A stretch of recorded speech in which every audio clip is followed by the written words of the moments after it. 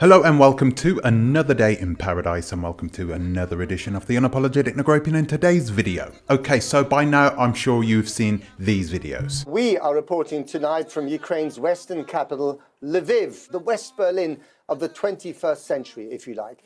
Today it is full of those fleeing the war and hoping to cross the border into nearby Poland. For the 11:45 to Poland, one-way tickets only. The journey from citizen to refugee, from sanity to insanity. And all this is on you, Vladimir Putin. If these images were in black and white, you'd say this is a typical refugee scene from the Second World War. But it's in color, and it's happening here in the year 2022, in the heart of Europe. This war is a steep learning curve for everyone. First, Poland. They've welcomed all refugees from Ukraine with open arms. But in this instance, it appears that isn't the case if you're black. These were African students stuck at the border, forbidden by the Polish police and army to cross over. And Poland has denied that any black refugees have been barred from entering the country at its border with Ukraine. As we were reporting, social media footage has emerged appearing to show groups of black refugees, many of them students, gathered close to where we are now, with some claiming that they have been refused entry for days because of the color of their skin. The Office of Poland's Prime Minister this afternoon tweeted, "There is no discrimination." Meanwhile, Nigeria's foreign minister has tweeted that he raised the issue with his Ukrainian counterpart and was told that Ukraine's border forces had been directed to allow all foreigners to leave.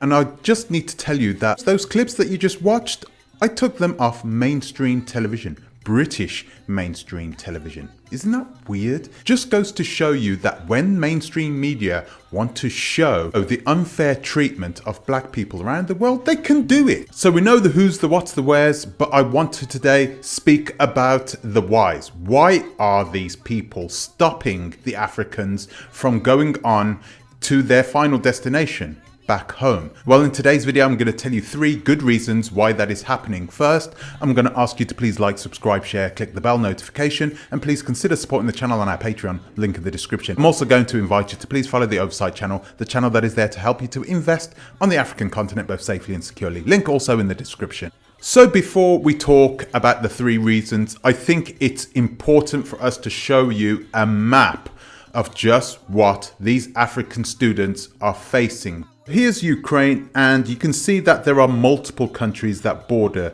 Ukraine that the African students are trying to get to are the European Union countries, because it is easier to catch flights from these countries, get to the UK, and from there catch a main flight back to Nigeria or Ghana or wherever they are planning to go. Poland, Slovakia, and Hungary.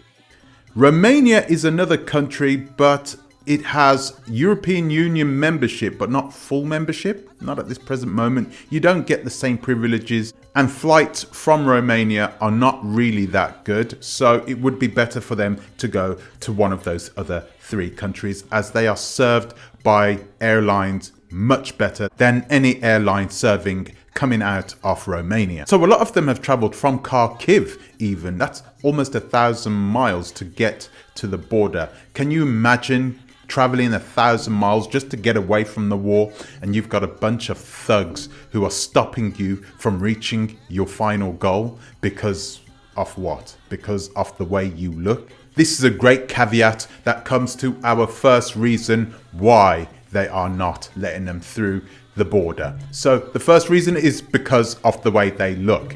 A lot of people don't understand the nuances of the border regions around this place.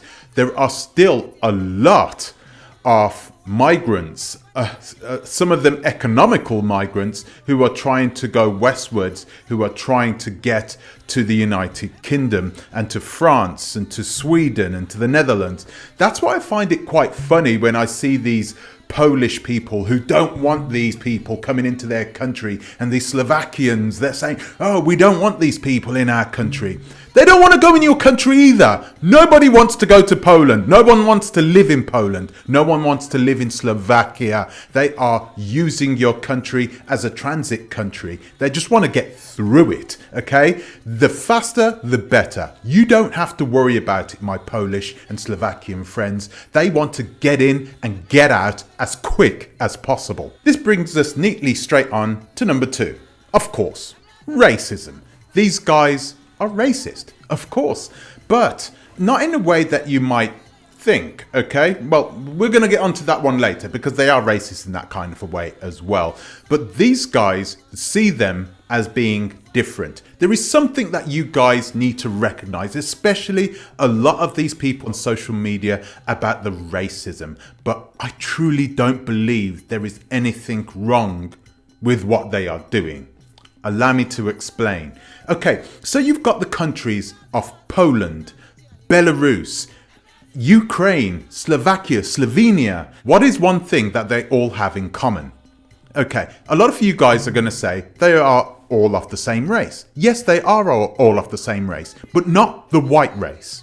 Okay, there is no such thing as a white race. I keep trying to tell people this. It doesn't exist. It was manufactured to give people, or white people, the excuse on why they enslaved us in the first place, to show people that they are different than us. No, of course not. These people are the same race. They call them Slavs or Slavic people. Literally, they are called the slaves. That's where the word Slav comes from. Okay, so I'm trying to educate you guys. Okay, you could Google that as well if you want. So these guys are all literally the same people. They may speak different languages, but even their languages are closely related. So when they see their brothers and sisters from perhaps different nations trying to seek refuge in their country, of course they're going to let them in. Shouldn't we do the same thing too? Wouldn't we do it as black people? Maybe that's a problem, that we would see black people trying to move into one of our black countries and we would be like, oh, do you know what? We need to treat them the same because that's the law. No. You shouldn't, because I'm telling you this now. These guys are not treating them the same. Nobody else on this planet would bring up somebody else and put them on the same par as their own brethren. They wouldn't.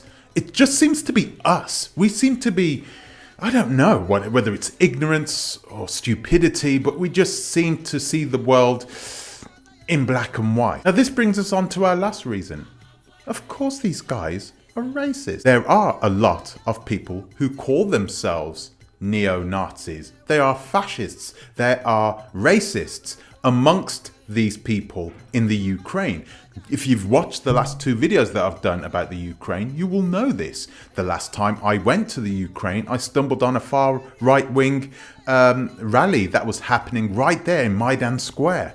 Lots of people, lots of bald-headed white men, disenfranchised, angry with the government. Okay, they were already angry with the government. I'm surprised they're not fighting with Putin, but Putin despises them as well. So Ukraine had no choice. They had to use these men. They had to mobilize these men because these men are going to be used, like everybody else, to fight the agenda of the ruling elite. So guys, those are my 3 reasons. Do any of you guys have any other reasons? Please let me know in the comments section below. It'd be really good to hear your opinion on this. Guys, this fiasco doesn't seem to be ending anytime soon. Right now, it is really important that you really check yourself about where you get your information from. You should fact check everyone, even me. None of the stuff that you see on social media will give you a clear picture. Sometimes things can be simplified. And in this case, I truly do think that things should be simplified. Racism is racism, no matter which way you want to look at it. Until the next time, please think twice. Torah a bit.